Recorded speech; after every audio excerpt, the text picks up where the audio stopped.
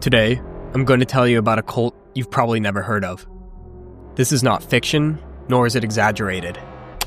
These are real people, fundamental beliefs, and real murders. A group that combined radicalism, obsession with technology, and violent acts across multiple states.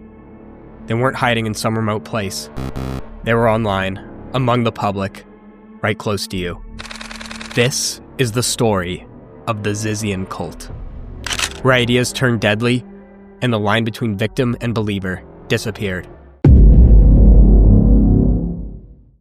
In 2025, a small online community quietly began shaping the lives of people who encountered it. They called their group Zizians. They were more than a group. They reflected human obsession, isolation, and loyalty.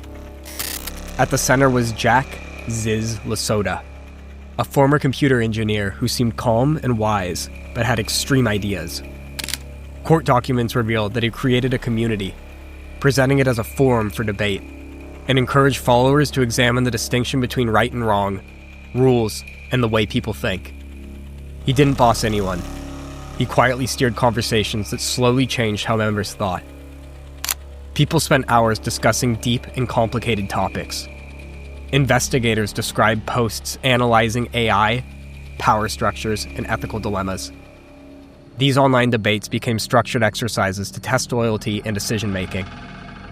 The forums turned into quiet classrooms where people explored scenarios, considered consequences, and practiced following instructions, all while thinking it was just a philosophical discussion.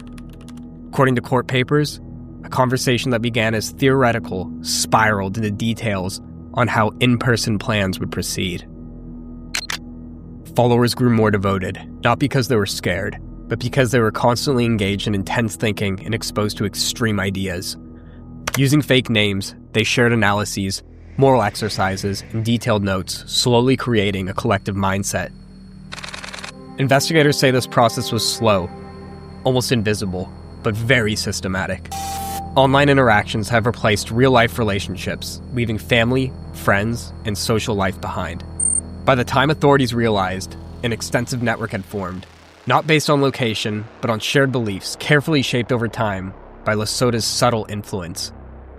Investigators say the Zizian network was more than just a discussion forum.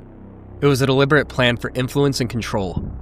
Members shared posts, diagrams, and lists that went beyond simple ethics debates, often outlining step-by-step hypothetical operations. These so-called mental challenges quietly taught precision, time management, and calculated risk-taking. Unlike chaotic online communities, the Zizians maintained strict order. Every message was edited, revised, and archived. Participants analyzed scenarios with calm detachment, weighing moral boundaries, deciding when absolute obedience was required, and ensuring that their personal choices aligned with the group's ideology. Some conversations were so meticulous, they resembled actual operational blueprints, complete with contingency plans and predicted outcomes. New followers started with simple scenarios and were gradually introduced to more complex, high-pressure decision-making.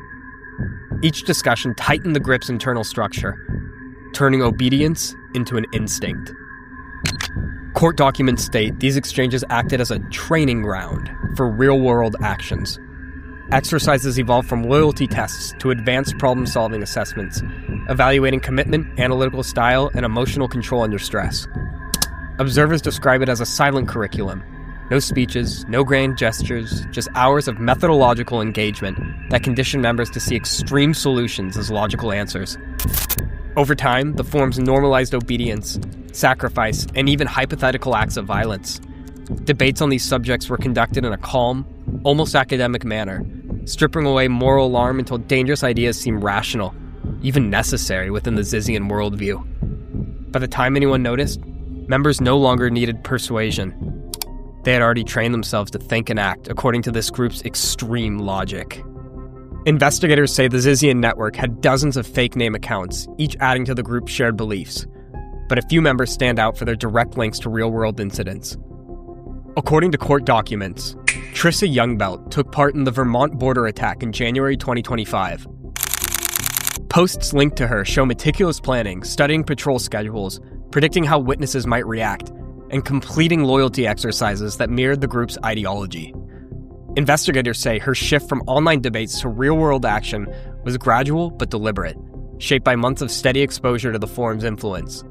She also monitored security updates, communicated in coded language with other members, and adapted her plans based on new information, demonstrating a high level of operational awareness. Felix Bauschholt, also connected to the same attack, left behind a detailed digital trail.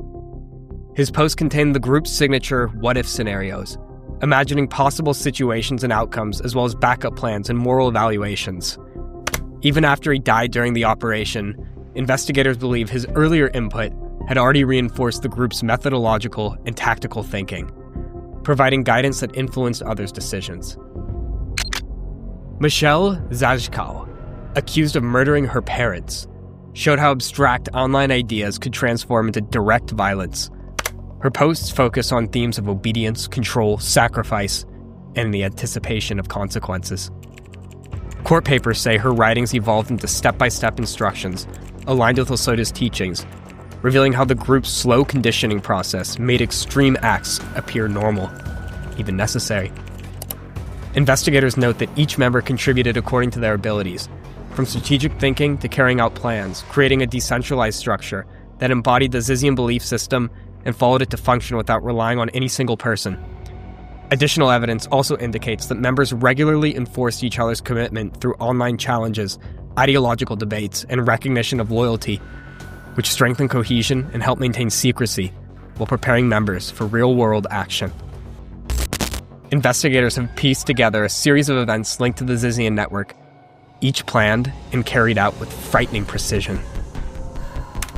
In 2022, Curtis Lund in Vallejo, California, was attacked at home.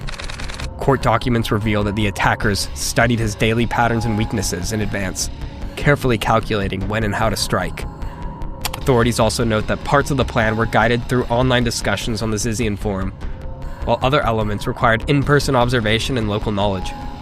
He was injured, but survived, marking one of the first times the network's methods moved from online theory to a real-world operation. In January 2025, the Vermont border incident occurred. Court records describe a planned ambush at a remote checkpoint, where attackers tracked patrol schedules, identified potential witnesses, and mapped escape routes with disturbing accuracy. Even when parts of the plan faltered, investigators say the network continued coordinating online, maintaining clear communication throughout the entire crisis. Other incidents appeared in multiple states, targeting both suburban neighborhoods and isolated properties. Each reflected the distinct skills or local knowledge of those involved. Documents detail pre-incident scouting, logistical preparation, and contingency plans for potential obstacles, including neighbors, patrols, or unexpected disruptions. Authorities say these real-world cases showed the group's usual method: careful watching, precise timing, and planned actions.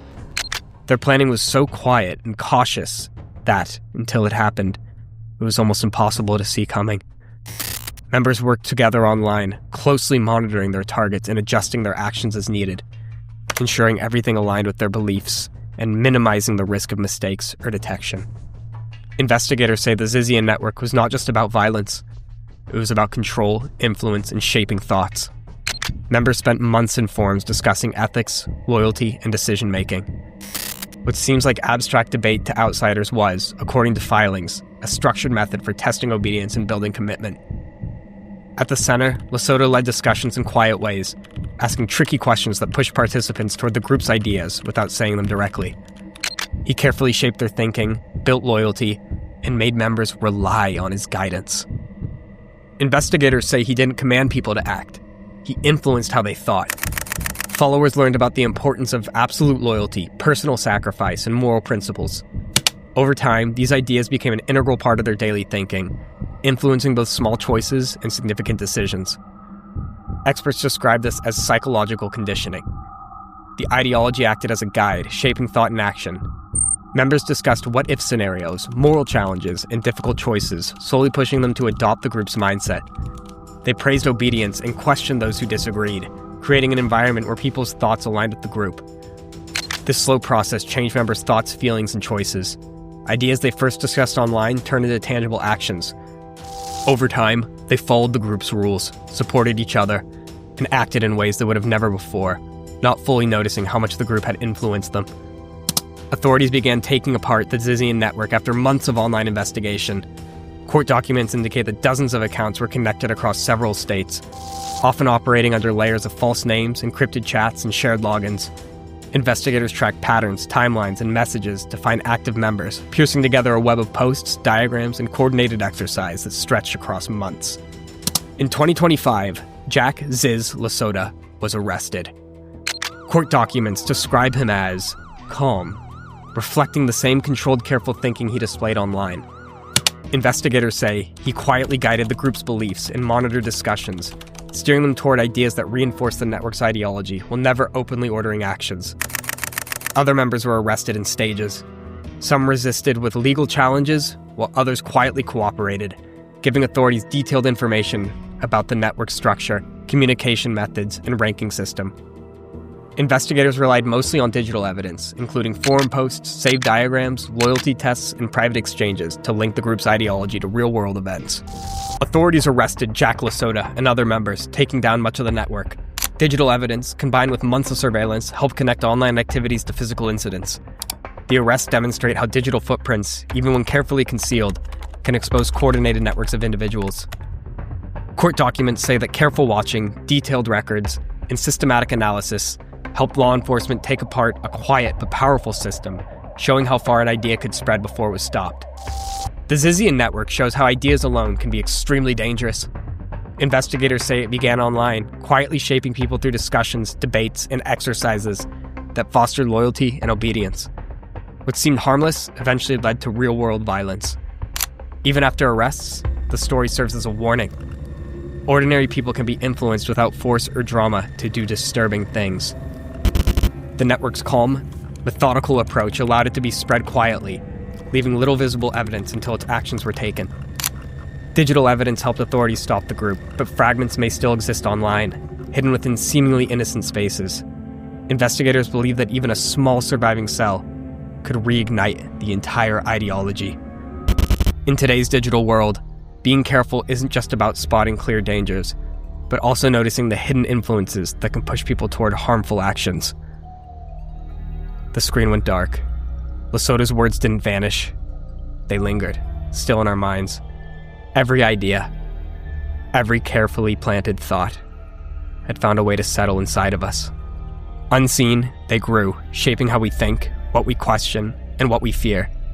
Even now, long after the screen has gone black, the influence remains subtle, quietly harmful, and impossible to ignore.